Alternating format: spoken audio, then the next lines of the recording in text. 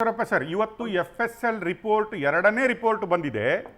3 ಜನರನ್ನು ಅರೆಸ್ಟ್ ಮಾಡಿದ್ದಾರೆ ಅಂತ ಹೇಳುವ ನ್ಯೂಸ್ ಬಂದಿದೆ. ಈಗ FSL ರಿಪೋರ್ಟ್ ಸಪೋಸ್ ಹೌದು ಮಾಧ್ಯಮಗಳು ತೋರಿಸಿದ್ದು ಪಾಕಿಸ್ತಾನ ಜಿಂದಾಬಾದ್ ಅಂತ ಏನಿದೆ ಅದು ಸರಿಯಾಗಿದೆ ಅಂತ ಬಂದರೆ, ಇದು ನಾಸಿರ್ ಒಂದು FSL ರಿಪೋರ್ಟ್ ನಾಸಿರ್ ಹುಸೇನ್ ಅಂದರೆ ನಾನು ಈಗಲೂ ಹೇಳ್ತೀನಿ ಕಿವುಡ ನಾಸಿರ್ ಹುಸೇನ್ ಅಂತ ಹೇಳ್ತೀನಿ, I don't bother.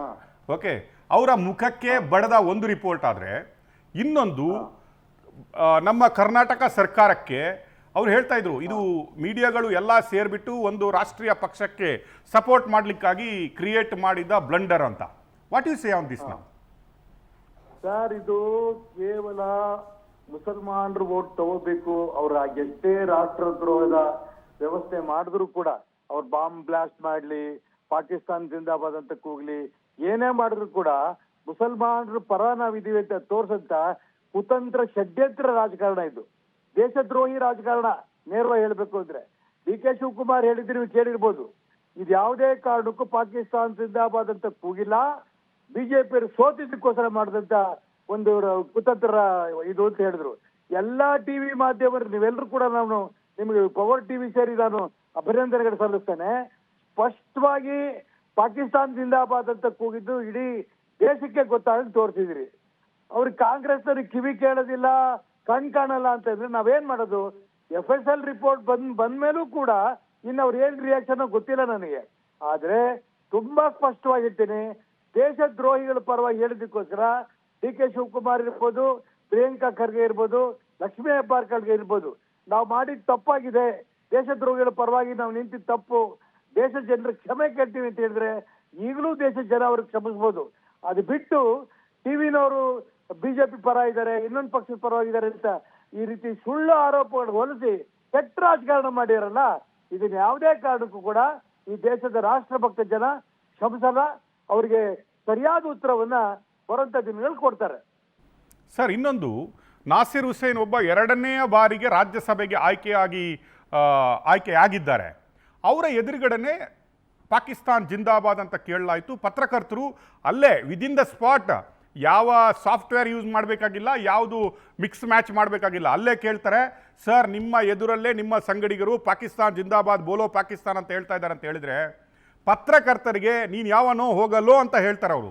Next day ಅವರೇ ಹೇಳ್ತಾರೆ ಆ ರೀತಿ ಯಾರೂ ಹೇಳಲಿಲ್ಲ, ಅಲ್ಲಿ ಏನೂ ನಡೆದೇ ಇಲ್ಲ ಅಂಥದ್ದು, ನಾಸಿರ್ ಹುಸೇನ್ ಜಿಂದಾಬಾದ್ ಅಂತ ಹೇಳಿದ್ರು ನನ್ನ ಸಂಗಡಿಗರು, ನನಗೆ ಗೊತ್ತೇ ಇಲ್ಲ ಅಂತ ಹೇಳ್ತಾರೆ. ಅಂಥ ಕಿವುಡ ಅವರು ರಾಜ್ಯಸಭೆಗೆ ನಾನು ಇವತ್ತು ಹೇಳ್ತೀನಿ, ಯಾವ ರೀತಿಯಾಗಿ ಪಾಕಿಸ್ತಾನ ಜಿಂದಾಬಾದ್ ಅಂತ ಅವರ ಸಂಗಡಿಗರು ಕೂಗಿದ್ದಾರೋ, ಒಬ್ಬ ರಾಜ್ಯಸಭಾ ಸದಸ್ಯನಾಗಿ ಅಲ್ಲಿ ಖಂಡನೆ ಮಾಡದಿರೋದು, ನಾನು ಹೇಳ್ತೀನಿ ಅದು ದೇಶದ್ರೋಹಕ್ಕೆ ಸೇಮ್ ಆ್ಯಕ್ಟ್ ಅದು. ಅಂಥವರು ರಾಜ್ಯಸಭೆಗೆ ಹೋಗಿ ಕೂತ್ಕೊಳ್ಳಿಕ್ಕೆ ಎಷ್ಟು ಅರ್ಹ ಅಂತ ಹೇಳ್ತೀರಿ ನೀವು? ಅರ್ಹ ಅಲ್ಲ ಸರ್, ಅಯೋಗ್ಯ. ನಾನು ಯಾಕೆ ಹೇಳ್ತೀನಿ ಅಂತಂದ್ರೆ, ಪತ್ರಕರ್ತರು ನೀವು ನೇರವಾಗಿ ನಿಮ್ಮ ಕಿವಿ ಬಿದ್ದಿದ್ದನ್ನ ರಾಜ್ಯಸಭೆ ಚುನಾವಣೆ ಗೆದ್ದಂತ ಒಬ್ಬ ರಾಜ್ಯಸಭಾ ಸದಸ್ಯರು ಕೇಳಿದಾಗ ಅವರೇನೆ ಯಾರು ಪಾಕಿಸ್ತಾನ ಜಿಂದಾಬಾದ್ ಅಂತ ಕೂಗ್ತಾ ಇದಾರೆ ಅವ್ರನ್ನ ಹಿಡಿದು ಪೊಲೀಸ್ ಚೌಕಕ್ಕೆ ಕೊಡ್ಬೇಕು ಅಂತ ಅವ್ರ ಕಪಾಳಕ್ಕೆ ಕೊಡುದು. ಅದ್ಬಿಟ್ಟು ಪತ್ರಕರ್ತರಿಗೇನೆ ಏಕವಚನದಲ್ಲಿ ಮಾತಾಡಿದ್ದು ತುರ್ತು ಪರಿಸ್ಥಿತಿ ಸಂದರ್ಭ ನೆನಪಾಗುತ್ತೆ. ಅದಕ್ಕೋಸ್ಕರ ನಾನು ಹೇಳ್ತಾ ಇರೋದು, ಕಾಂಗ್ರೆಸ್ಸಿಗರಿಗೆ ಕೇವಲ ಅಧಿಕಾರದ ಮೋಹ ದಾಹ ಎಷ್ಟು ಮಟ್ಟಿಗೆ ಆಗಿದೆ ಅನ್ನೋದನ್ನ ಪಾಕಿಸ್ತಾನ ಜಿಂದಾಬಾದ್ ಅಂತ ಕೂಗಂತ ದೇಶದ್ರೋಹಿಗಳಿಗೂ ಇವ್ರು ಬೆಂಬಲ ಕೊಡ್ತಿರೋದ್ರಿಂದ ಬರುವಂತ ದಿನ ಈ ದೇಶದ್ರೋಹಿಗಳಿಗೆ ದೇಶದ್ರೋಹ ಎಷ್ಟೇ ನಾವು ಮಾಡಿದ್ರು ಕೂಡ ಕಾಂಗ್ರೆಸ್ನವ್ರು ನಮ್ಮ ಜೊತೆ ಇರ್ತಾರೆ ಅನ್ನೋಂತ ಧೈರ್ಯದ ಮೇಲೆ ಈ ಬಾಂಬ್ ಬ್ಲಾಸ್ಟ್ ಮಾಡ್ತಾರೆ, ಇನ್ನೇನ್ ಬೇಕಾದ್ರೂ ಮಾಡ್ತಾರೆ. ಇದನ್ನ ಇಡೀ ದೇಶದ ದೇಶಭಕ್ತರು ಖಂಡನೆ ಮಾಡ್ತಾ ಇದ್ದಾರೆ. ಕಾಂಗ್ರೆಸ್ನವರು ಕೂಡ ತಕ್ಷಣ ತಮ್ಮ ಪ್ರಯತ್ನ ಏನ್ ನಡೆಸ್ತಾ ಇದ್ದಾರೆ, ಕೇವಲ ಮುಸಲ್ಮಾನ್ ಓಟ್ಗೋಸ್ಕರ ಯಾವ ಮಟ್ಟಕ್ಕೆ ಕೀಳು ಮಟ್ಟಕ್ಕೆ ಹೋಗ್ಬೋದು ಅದನ್ನ ನಿಲ್ಲಿಸ್ಬೇಕು. ಅವ್ರು ನಿಲ್ಲಿಸ್ಲಿಲ್ಲ ಅಂದ್ರೆ ದೇಶದ ಜನ ಅವ್ರಿಗೆ ಇನ್ನೊಂದು ಸರಿಯಾದ ಬುದ್ಧಿ ಕಲಿಸ್ತಾರೆ. ಇನ್ನೊಂದು ಕ್ವಶನ್ ಸರ್ ನಿಮ್ಮ ಹತ್ರ. BK ಹರಿಪ್ರಸಾದ್ ಅವರು ವಿಧಾನ ಪರಿಷತ್ತಲ್ಲಿ ಯಾವ ರೀತಿ ನಾಸಿರ್ ಹುಸೇನ್ ಅಲ್ಲಿಯ ಮೇಲ್ಮನೆಗೆ ಹೋದ್ರು, ಇಲ್ಲಿಯ ಮೇಲ್ಮನೆಯಲ್ಲಿ ಒಂದು ದಿಗ್ಗಜರಿದ್ದಾರೆ BK ಹರಿಪ್ರಸಾದ್ ಅಂತ. ಅವರು ಓಪನ್ ಆಗಿ ಹೇಳ್ತಾರೆ, ಪಾಕಿಸ್ತಾನ ನಿಮಗೆ ಶತ್ರು ರಾಷ್ಟ್ರ ಆಗಿರ್ಬೋದು, ನಮಗಲ್ಲ, ನಮಗೆ ಅವರು ನೆರೆ ರಾಷ್ಟ್ರ ಮಾತ್ರ ಅಂತ ಹೇಳ್ತಾರೆ. ಒಬ್ಬ ಶತ್ರು ರಾಷ್ಟ್ರ ಅಂತ ನಾವು ಟ್ರೀಟ್ ಮಾಡಬೇಕಾದ್ರೆ ಇವರ ಪ್ರಕಾರ ಇನ್ನೇನೇನು ಅವರು ಮಾಡ್ಬೇಕಂತ ಅನಿಸುತ್ತೆ ನಿಮಗೆ? ಇದು ಸ್ವತಃ ಹರಿಪ್ರಸಾದ್ ಅವರ ವೈಯಕ್ತಿಕ ಬದುಕಿಗೆ ಏನಾದ್ರು ಕೂಡ ಆ ರಾಷ್ಟ್ರದ್ರೋಹಿಗಳ ಆಘಾತ ಮಾಡಿದಾಗ ಅವ್ರಿಗೆ ಅನ್ಸತ್ತೆ ನಾವು ತಪ್ಪು ಮಾಡಿದೆ ಅಂತ. ನನ್ನ ದೇಶ ಇದು ಅನ್ನೋಂಥ ಭಾವನೆ ಹರಿಪ್ರಸಾದ್ ಅವ್ರಿಗೂ ಬರಬೇಕು.